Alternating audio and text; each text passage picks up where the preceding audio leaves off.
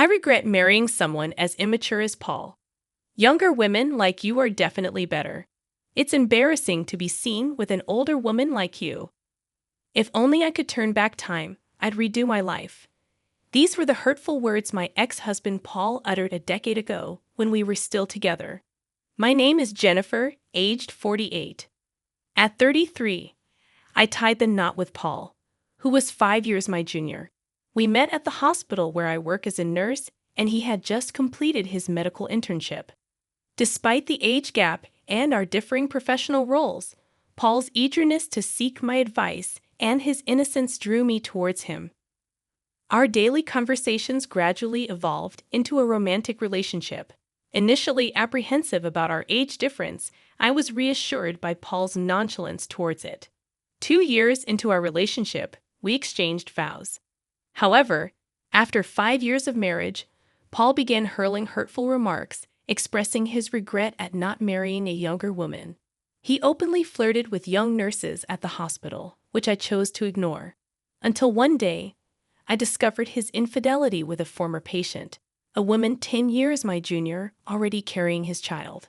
His laughter as he justified his affair pierced me deeply. Unable to tolerate his betrayal, I agreed to a divorce and sought alimony. Naturally, this decision enraged Paul, who believed he should be rewarded for enduring our marriage. His father's indifference to his son's wrongdoing added insult to injury. With Paul adamantly refusing to pay, I reluctantly sought legal assistance.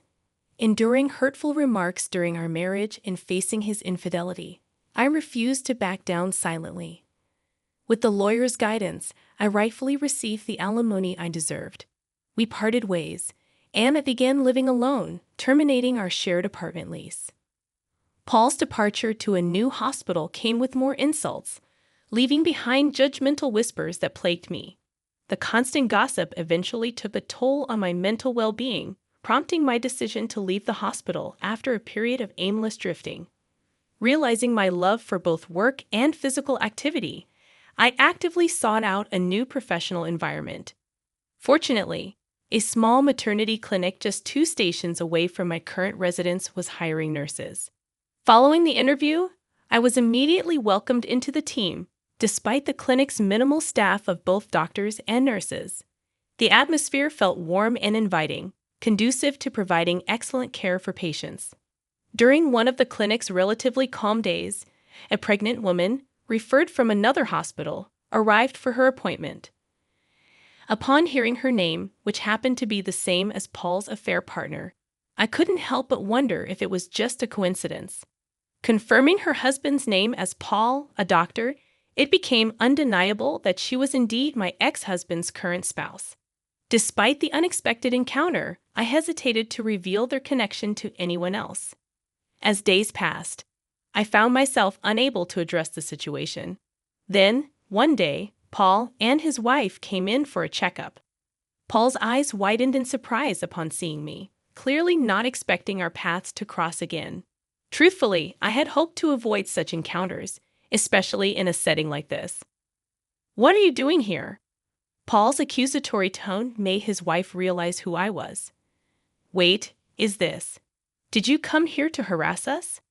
His words stung, and I struggled to explain that I had been working at the clinic long before knowing of their proximity.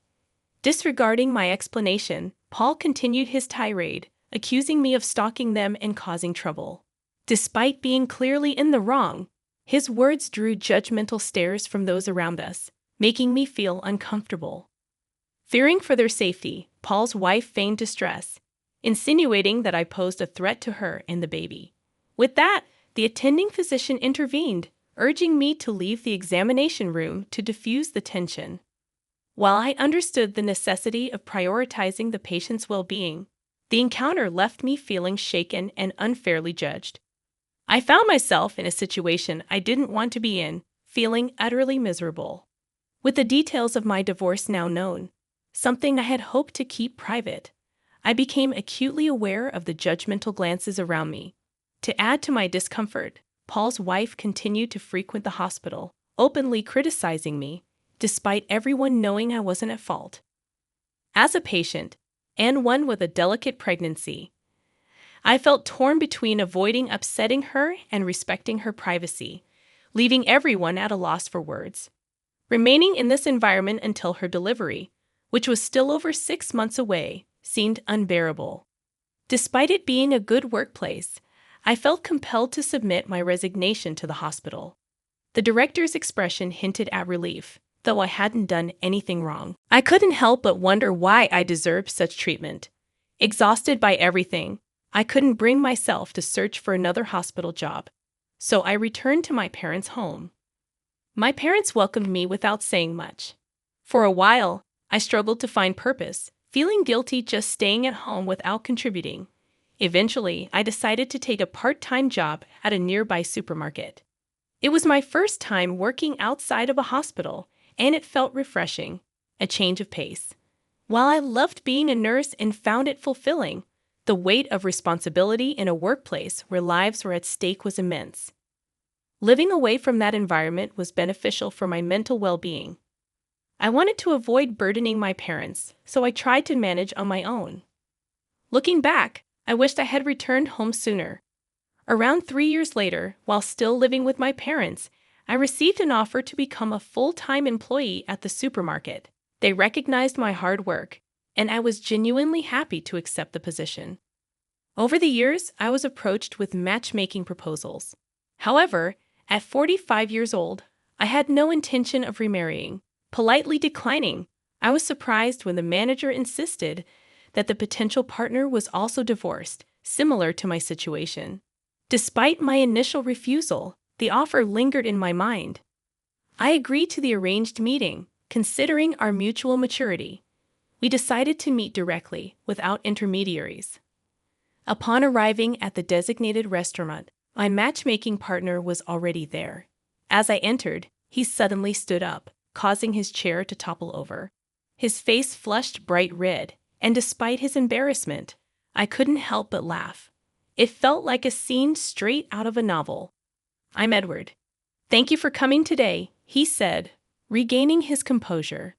"Nice to meet you. I'm Jennifer." Perhaps due to the initial mishap, we quickly found ourselves at ease with each other. I discovered that Edward had visited our supermarket during a business trip and had been captivated by me at first sight. He had convinced the department manager, who turned out to be Edward's senior from university, to arrange our meeting. "I'd like to pursue a serious relationship if possible," Edward expressed. I had come prepared to decline, but unexpectedly, I found myself wanting to see him again. After 6 months of dating, we decided to get married. My parents liked Edward's personality, and they were genuinely happy for us. Our life together, filled with Edward's care and consideration, was truly blissful. Since we were both older, we hadn't planned to have children from the start. However, when I turned 48, my health took an unexpected turn. I wasn't feeling unwell. I was pregnant. I never imagined I'd be pregnant at this age, and certainly didn't expect my discomfort to be morning sickness. I suspect Edward felt the same way when I shared the news. "It looks like I'm pregnant," I said. Edward responded naturally, "That's wonderful. So, who's pregnant? Do I know the person?" "Yeah, I think you know her very well. She's right in front of you," I replied, pointing to myself. Edward looked bewildered, staring at my belly. "Huh. I'm the one who's pregnant," I clarified. He remained silent for a moment, processing the news. Then, with wide eyes, he asked, "Wait, so you mean we'll be parents?" "Yes, it seems that way," I confirmed. "Really?" he explained. "Wow." As he hugged me tightly, I could hardly believe it. "Unbelievable, it's a miracle," I whispered. "Is it okay if I go through with it?" While I had never considered not having the baby, my age was a factor. Thinking about the future made me anxious. Even at the hospital, they asked, "What will you do?" I understood the risks of advanced maternal age for both mother and child. Not everyone would agree with our decision. People might question how old we'd be when our child turned 20. The uncertainty of parenting at this age also worried me. Still, I couldn't bear the thought of ending a life that had taken root. "What are you saying?" "Of course, it's natural." Edward's immediate response made me happy. I believed it reflected Edward's genuine feelings. However, after a while, he started worrying about my health. Even for a man like Edward, I could imagine the potential challenges. We discussed it thoroughly, and our desire to have the baby remained unchanged. We began preparations with the doctor's guidance. Both our parents were surprised and concerned, but they were genuinely thrilled. And so, it was decided that I would give birth at a well-equipped, large hospital. The obstetrician was a very caring and competent doctor, which was reassuring. On one of the prenatal checkup days, not only the obstetrician but also an internal medicine doctor came for extra precaution. Edward was supposed to be there too, but unfortunately, he had urgent work and couldn't make it. So, I entered the examination room alone. To my surprise, there was my ex-husband Paul. Honestly, encountering him again in such a place felt unbelievable. Ha, seriously. You're a 48-year-old pregnant woman. It's impossible to give birth at your age. He burst out laughing. The obstetrician and the nurse present both had puzzled expressions, but Paul paid no attention. You have no right to say such things. I'm just concerned, I retorted. A grandma getting pregnant? It's gross, he continued. Is that how you treat patients? Even without the anxiety that pregnant women already face, spewing such hurtful words is unbelievable. And you called yourself a doctor. What are you acting all high and mighty for? Besides, this hospital mostly caters to celebrities. Do you even realize that? It'd be better for you to leave before embarrassing yourself, doctor. I'll leave without being told. Giving birth in a hospital where doctors like you work? No way, yeah. Just go, doctor, Paul sneered, pointing towards the door. This lady is the wife of the Taylor Group's significant donor. Son's wife, to be precise. Huh? You might not know her since you're new here. He continued, but before he could say more, Mrs. Taylor intervened. This can't be true, but we're complete strangers. Nevertheless, your recent remarks were way out of line. As Mrs. Taylor said, it's hard to believe a doctor would say such things. Edward, my husband, walked in just as Paul turned pale. Sorry for being late. My wife was. Edward began, sensing the tension in the room. Observing my angry expression, Paul's pale face, and the overall atmosphere, he stopped mid-sentence. What's wrong? I was told by this Dr. Paul that it's disgusting to give birth at 48. I explained, seeing Edward's concern. His expression changed instantly upon hearing those words. Paul? You're Paul, right? You insulted my wife. Edward's voice was stern. Paul stammered, denying the accusation, but Edward pressed on. How can you insult a patient like that? What kind of hospital is this? I can't trust this hospital with my precious wife and unborn child. Just then, the nurse who had left earlier returned with the director. Mr. Taylor, I heard there was some rudeness. Director. Edward interrupted, his frustration evident. I thought this was a reliable hospital because my father recommended it. But I didn't know they had a doctor like this. It seems I chose the wrong hospital. I'm very sorry. No, that's not true. This man is not our doctor, the director clarified, surprising us. I just fired him. Huh. I just fired him, the director reiterated. I didn't know he was such a person. I just let him in because a friend asked me to. We don't need a doctor who spits out such insults. He will never appear in front of Mr. Taylor again. Hey, director. What are you saying? Paul protested, but the director silenced him. Shut up and be quiet. You get out of here right now. Don't ever come near our hospital again. Hearing the director's words, Paul protested, but the obstetrician who was there dragged him out of the hallway. The director apologized profusely, and we regained our composure and sat back down. However, Edward was still angry. Did you kick him out because my father donated to this hospital? If not, would you let a doctor like him run wild? The director shook his head and explained. Actually, Paul had only been at this hospital for a week. Paul's father was my classmate, and they had a reunion the other day, and he asked him to hire his son. He had no idea he was such a person, and he looked truly sorry. not all the doctors at this hospital were like Paul.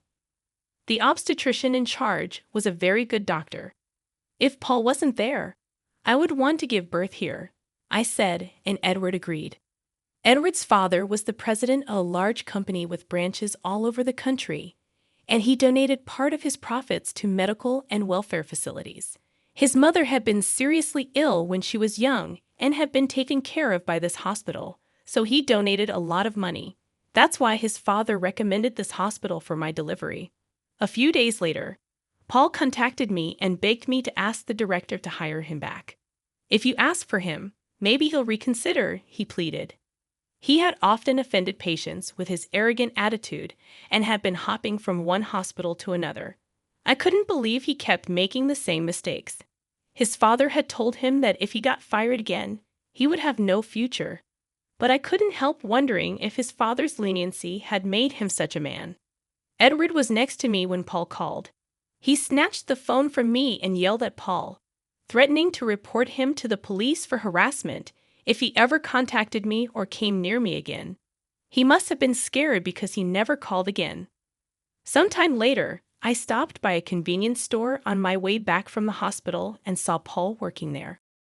Apparently, no hospital would hire him anymore. He was crying his eyes out, saying that his wife and child had left him. But I felt no sympathy for him. I just decided to avoid that convenience store. The following year, I gave birth to a healthy baby girl. She was so adorable. I vowed to raise her with love and responsibility, no matter what. But Edward was smitten with her from the moment she was born. He seemed to be a very sweet father, so I had to be careful. How did you like this story? Please subscribe to our channel. See you in the next video.